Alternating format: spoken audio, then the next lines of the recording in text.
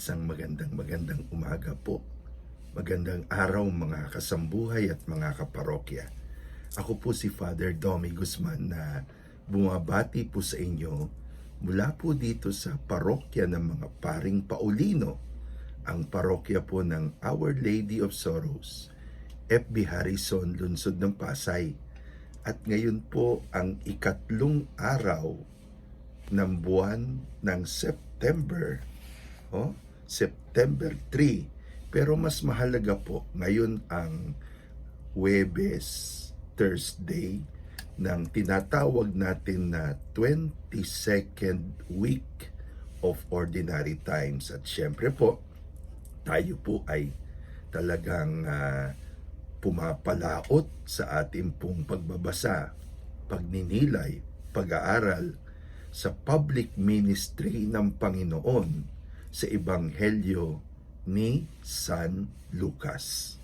The last one-third of the Ordinary Times dedicated po dito sa Ebanghelyong ito every day. Anyway, ang ating pong kwento ngayon ay ang kakaibang rendition ni San Lucas tungkol sa pagtawag ng Panginoon kay Simon Pedro bilang kanyang disciple, and later on, isusugo niya bilang kanyang apostol.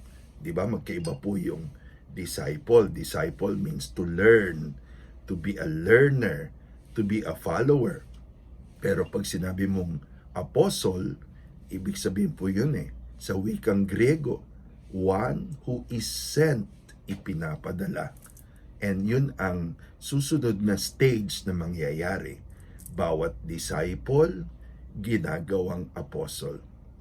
But alam nyo po, napakaganda dito sa ating pagbasang ito ng Gospel of St. Luke.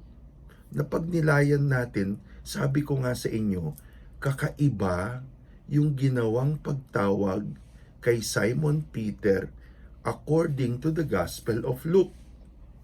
Meron po tayong kwento na si Pedro tinawag ng ating Panginoon sa Gospel of St. John sa pamamagitan una sa lahat ng pagkwekwento kay Peter ng kanyang kapatid na si Andrew, si Andres.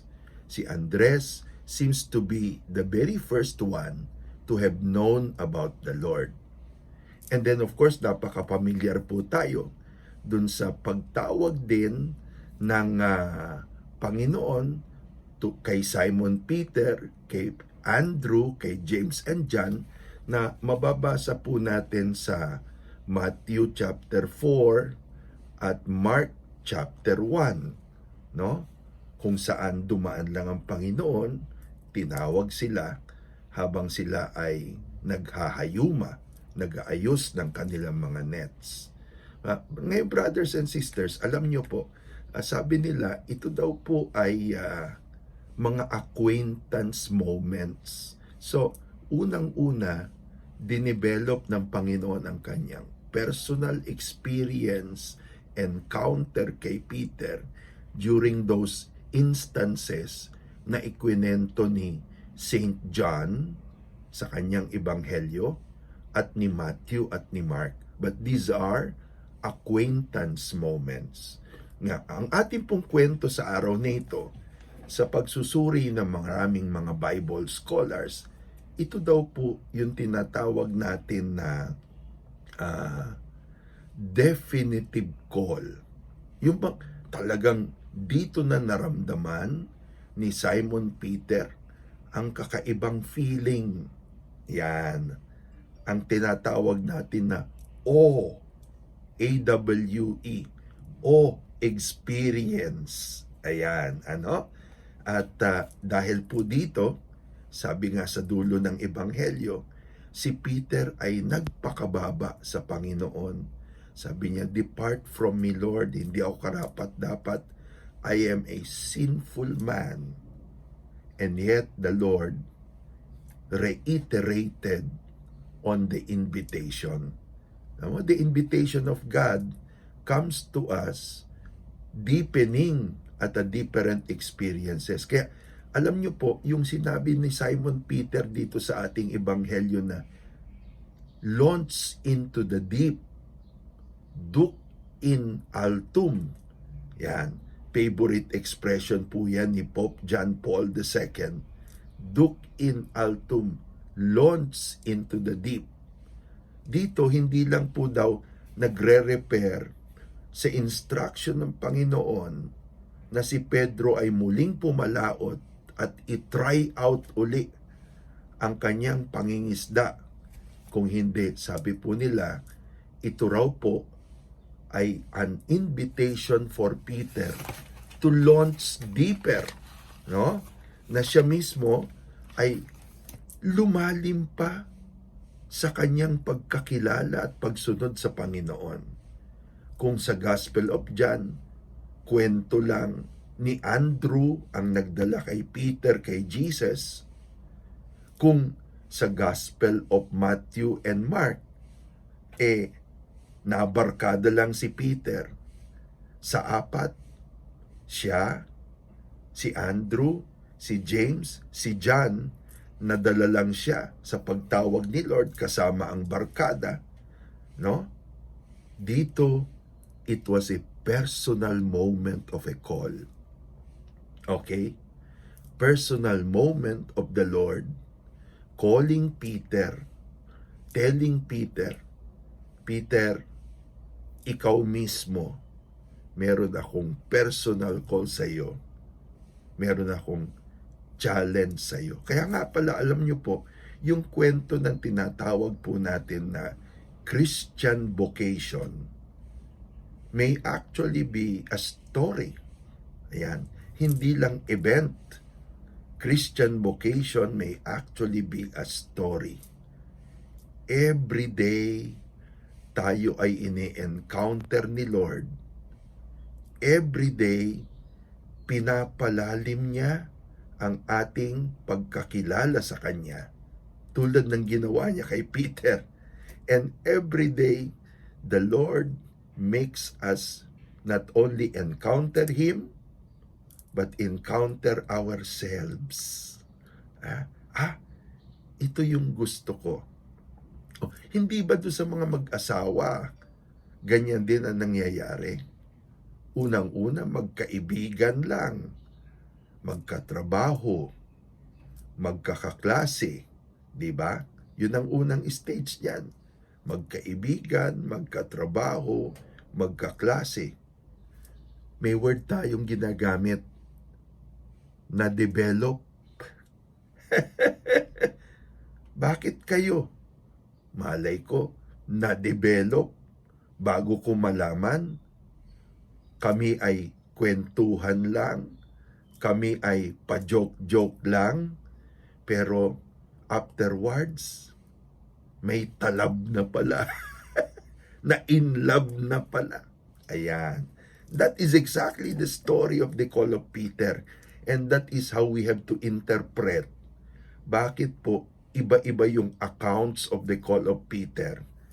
Sa Gospel of John, sa Gospel of Matthew and Mark, and now, dito sa definitive call of Peter in the Gospel of Luke. No? Now, habang nade-develop yung relationship ni Peter kay Lord, at dahan-dahan Peter began to be more at home, Peter began to associate more with Jesus, to launch into the deep. No? Alam niyo po, there is a word that I must use. Peter felt awed, yan, A-W-E-D, and Peter felt overwhelmed by the Lord. And that is really what happens in a relationship. When you begin to be awed, you begin to be overwhelmed. Then you begin to open yourself, submit yourself. At yun ang nangyari kay Peter. Peter began to call Jesus Master, Panginoon. Ikaw ang Panginoon ng buhay ko, no? You have overwhelmed me. Believe ako sa iyo. My loyalty now is to you. Susundan kita. Yan. Oh? Mga kapatid, as I reflect on this very personal, very profound, napakalalim na mensahe at kahulugan netong ating ebanghelyo sa araw na ito, I am therefore, inspired this morning to tell everyone na kasama po natin sa programa natin pagkagising sa umaga. Huwag ho kayong tatamarin na gumising tuwing umaga. Totoo po yun, bawat umaga nagsisimula sa mga kaugaliang ginagawa natin. Gumigising ka, nagdadasal ka, nagkakape ka, pumapasok ka sa trabaho, may routine, di ba? Si Peter ganun din eh. May routine ang fisherman. Pero hindi siguro sukat akalain ni Peter na sa routine niya bilang fisherman, sa araw-araw niyang ginagawa bilang isang fisherman, this day became something special.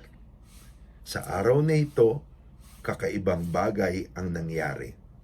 Something different. Something new. Hindi lang sa nawalan ng catch of fish si Peter, kung hindi, sa araw na ito, nagpakitang gilas si Jesus at na-overwhelm si Peter, and it becomes the day of a lifetime. Kaya kung ako kayo, every morning, bangon kayo, bangon, gising, trust in God, and face the newness of the day. Every day, bawat araw, is an encounter of the grace of God in us and around us. Amen. Sana po na-inspire kayo nitong ating pong pag-aaral ng Call of Peter sa Gospel of St. Luke chapter 4, Ebanghelyo ng araw nito. At kung kayo po'y na-inspire, then share the good vibes, share the inspiration to others.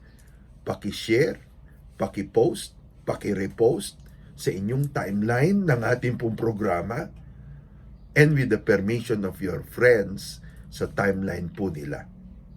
At gayon din po, I would ask that you subscribe sa ating pong YouTube channel na Domi Guzman. Para mula ngayon, every day, you are alerted to our simple reflection habang kayo po ay nagkakape, naghahanda sa isang bagong umaga, isang bagong pakikipagtagpo sa goodness, kabutihang loob, grasya ng Diyos. I would like to bless and to pray for the intentions ng ating pong mga cooperators, ng ating pong apostolate, no? Una na riyan ang Monday Bible Study Group ni Sister Brenda Reyes, ni Fanny Blanco, no? So belated happy birthday kay Sister Fanny Blanco ng Monday Prayer Group. Gayon din po si Sister Letty Lopez, si Nini Licaros, and all of you. I'd like also to acknowledge si Mark Amadeo Balon, Janina Obias, Gina Ledesma, si Chris Matthew Obias at Jessie Ledesma, at gayon din po si Claudia Soliman, si Maria Nobelin Libo, si Ana Regina Fernandez, ang Sinaon family ni Glenn at Marlene, at gayon din po ang family po ni Sister May Crame, no?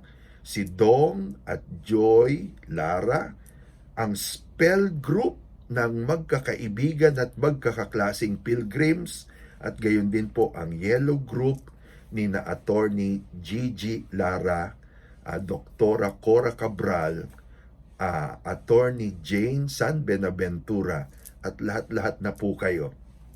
Maraming salamat po sa inyong patuloy na pagbibiyaya, hindi lang po sa programang ito, kung hindi sa lahat ng kapatid nating kaugnay, kaklase sa buhay. Pagpalain po tayo. Alleluia! Alleluia!